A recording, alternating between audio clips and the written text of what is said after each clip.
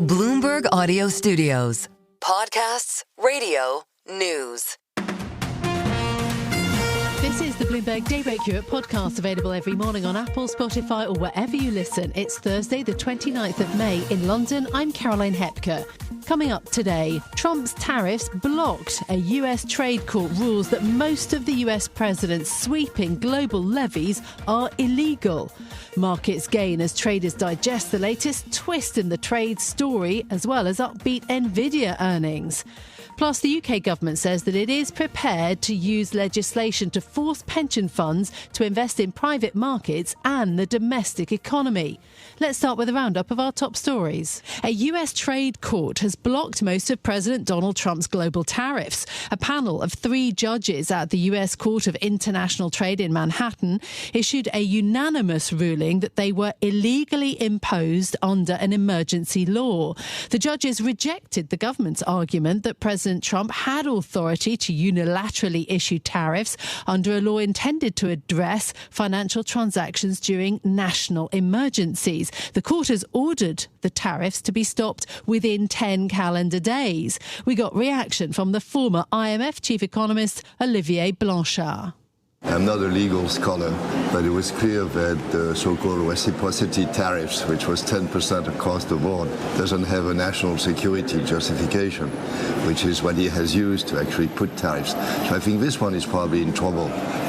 There's going to be legal steps, right? But I suspect that he will have to take this one off.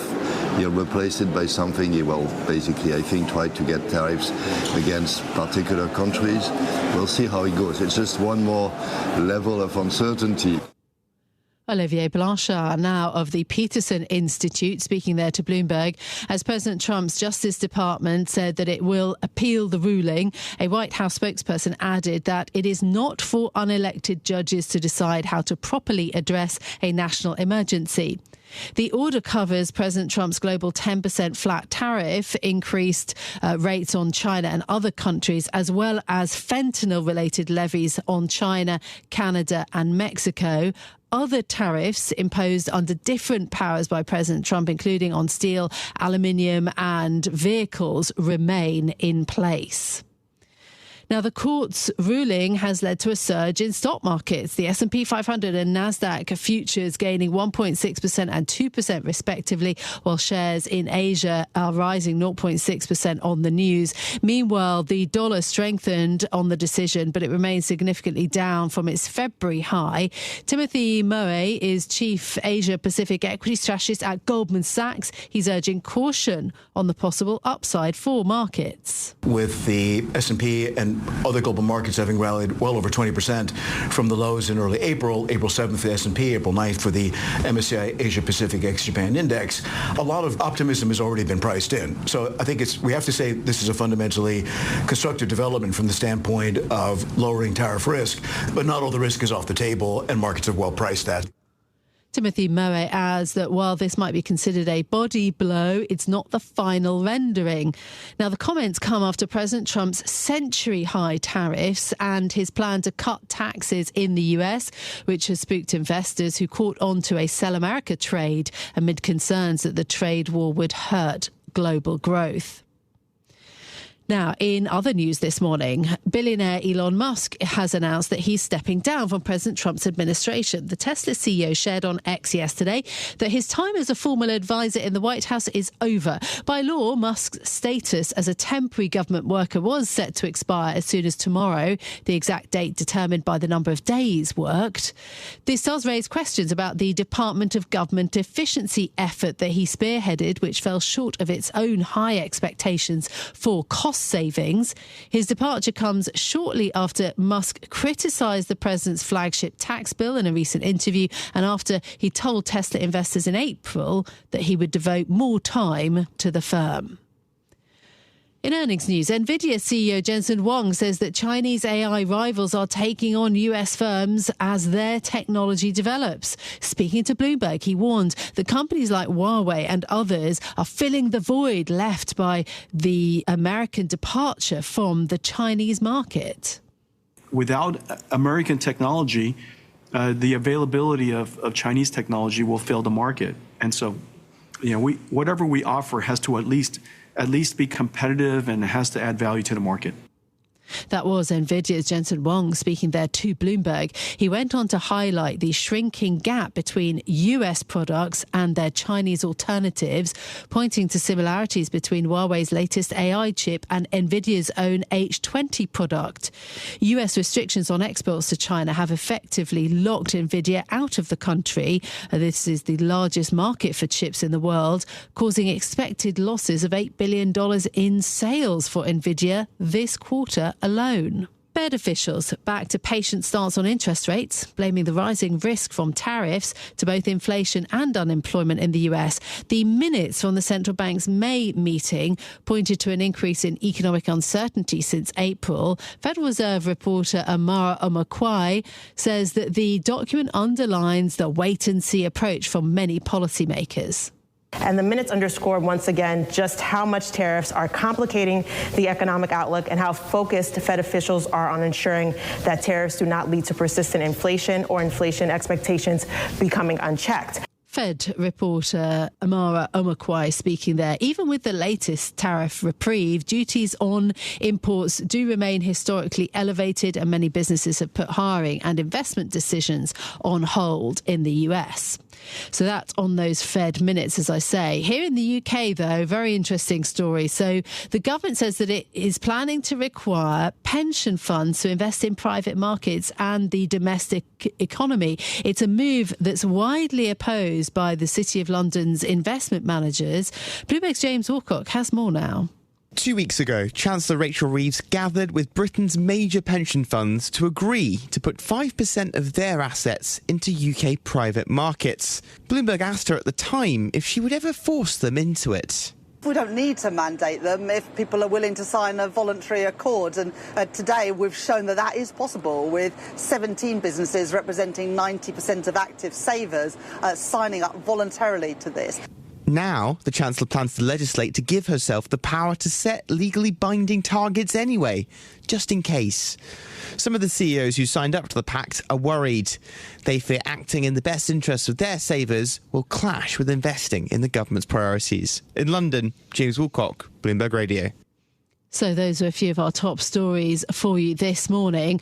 Let's think about the markets then, as we do see this another tariff bombshell. MSCI Asia Pacific Index up by 0.6%. You've got the Kospi up by 1.7%. Japanese stocks higher this morning, and the stock futures are flying right now. Nasdaq futures up almost 2%. S&P 500 E-mini futures up 1.6%. European stock futures also up by 1.3% this morning on this ruling by the court in Manhattan. As for 10-year Treasury yields, they trade currently at 4.5%, so up by a couple of basis points this morning. And the dollar is also stronger by 0.25% on the Bloomberg Dollar Spot Index this morning. There is still, though, you have to layer into the enthusiasm in markets for the reversal of tariffs, the fact that it could also set up a major clash, effectively, between the US judiciary and the executive branch. So maybe there's more uncertainty for tariffs to come. Anyway, we're going to talk a bit more in a moment with all the analysis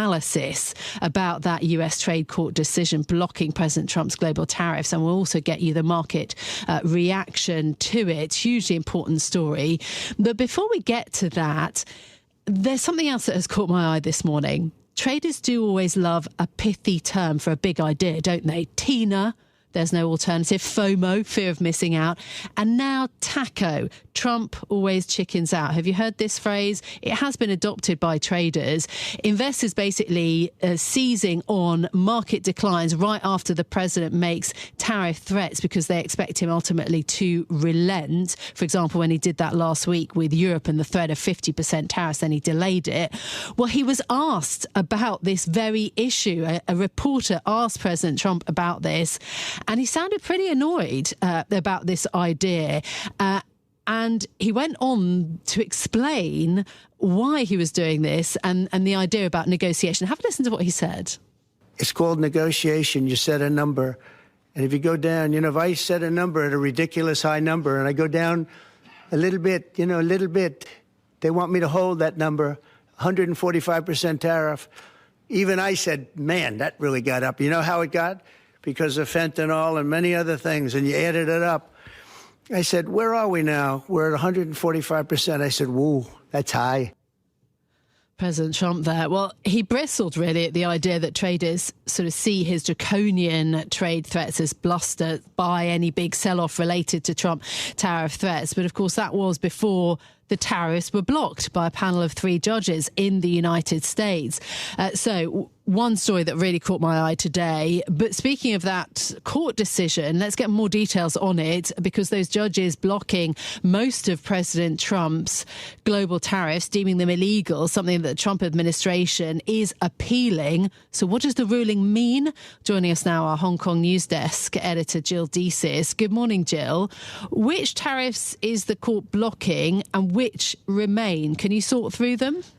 Yes. Good morning, Caroline. So as you just said, this is a pretty significant ruling because it actually does affect most of the Trump tariffs. This is specifically targeting the ones that he invoked through executive order. The idea behind it was that he was declaring the use of some emergency powers in order to affect these tariffs that the court is saying was illegal. And so this is mostly the global flat rate tariff that Trump, orchestrated. Also, all of those elevated rates on China, some others, the fentanyl-related tariffs on China, Canada, and Mexico. So what it doesn't include are tariffs imposed under different powers. So there's, levies that are unaffected that included tariffs on steel, aluminum, and automobiles. But aside from that, I mean, when we're talking about that big blanket global tariff rollout that Trump was talking about, that really being the target of this and what's now in question in the courts is, I think, very significant. Yeah, absolutely. This is the IEEPA law that President Trump cited as a justification for the tariffs, a law dating back to 1977. Look, the court has given the administration 10 calendar days to act, but then the government's also appealing the ruling. So what does that mean? Well, so this is where it gets very murky. So what that court order says is that the administration has 10 days to, basically follow this, effectuate. They said, to effectuate the order. But the order also didn't provide any specific directions of steps that the Trump administration must take to unwind the tariffs. It's sort of this idea of, okay, well, if you've got 10 days, that just mean in 10 days time, are all the border agents going to stop collecting duties on anything crossing over? I mean, it's kind of, difficult to imagine how exactly the Trump administration would enforce that, or, whether it wants to enforce that, I guess, for one thing. The other thing that's really in question here is obviously because the Trump administration is appealing this. So the trade court in New York that we've been talking about, that's part of the U.S. federal court system. So you can imagine a scenario where, the Trump administration is now doing this, it's appealing this to a federal appeals court. It's something that could end up in front of the Supreme Court of the United States. And so really the question there is whether, an appellate court, or if it does end up before the Supreme Court, whether they, institute a motion to stay any lower court decision so that, we can, kind of continue to see how all of this is going to play out. But again, I think that's just a long, rambly way of saying it's still very murky on how exactly, this all plays out right now. Yeah, okay. So then any response about tariff relief from China? Of course, a major issue between the US and China. Yeah, I mean, obviously, we're still, waiting for a response there. I mean, we've obviously reached out to those relevant channels, but I imagine, there's got to be something coming down the pipeline here. I think at this point, Caroline, obviously, this isn't the end of the tariff story, and any chance that a higher court does ultimately say that Trump can go ahead with these tariffs. But I do think that it's just worth highlighting that this still remains a blow in the sense that it adds to that additional uncertainty over whether Trump can enforce what was really kind of the signature piece of his tariff agenda. And when you consider the fact that I think really two things to mention here. I mean, first of all, there's still a lot of trade deals with countries around the world that have not yet been completed. So a big question as to how this actually enters the negotiations there. And then also, I mean, the tariffs were kind of held up as this idea of providing revenue to offset, the impact from tariffs from Trump's, big, beautiful tax bill. So I think that there's still a lot to kind of juggle here. And I think it's going to be really, really interesting to see whether this goes forward and, whether these tariffs actually end up taking effect. Yeah, absolutely. And what the reaction from businesses might be also, whether there could be front loading of imports again, for example. I mean, the Federal Reserve minutes yesterday also, they cut down on the growth expectations for the US 2025, 2026. But all of that now looks again a bit out of date, doesn't it?